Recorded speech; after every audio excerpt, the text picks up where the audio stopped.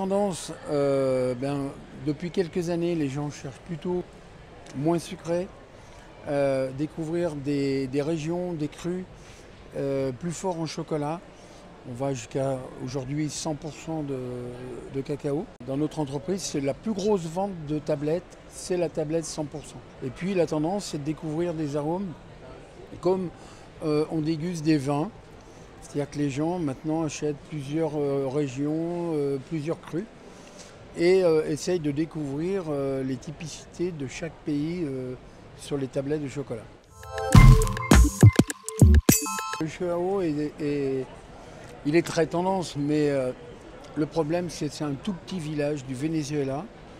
Alors tout le monde se l'arrache, mais c'est un petit village qui produit que 20 à 25 tonnes par an. C'est vrai que c'est un chocolat qui a des arômes extraordinaires, qui est boisé, mais en même temps fruité, qui a un très bon équilibre, les mêmes un peu champignons, très rond.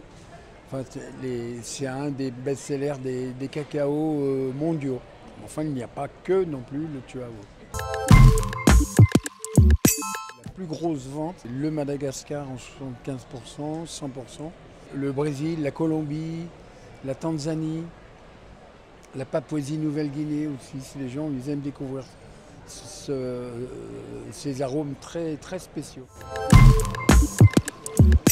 En 1990, je faisais des assemblages de cacao. Je compare toujours le cacao avec le vin. Donc je me dis, on ne va pas mélanger du Bordeaux et du Beaujolais. On va laisser les pures origines et les gens vont découvrir soit des crus de cacao dans divers pays du monde. Alors après, vous aurez des préférences ou pas, mais au moins vous aurez une pure typicité d'un pays ou d'un cru. Les tendances ont beaucoup changé parce qu'il y a 30 ou 40 ans, on mangeait des chocolats 60% de cacao, voire 50% de cacao.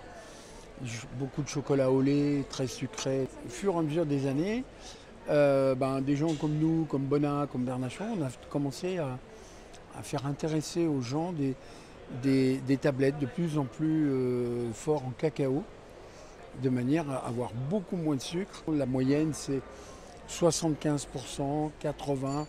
Et après, au-delà, les 100%, c'est quelque chose d'un peu plus spécial. Mais la tendance, c'est 75% de cacao depuis un certain temps.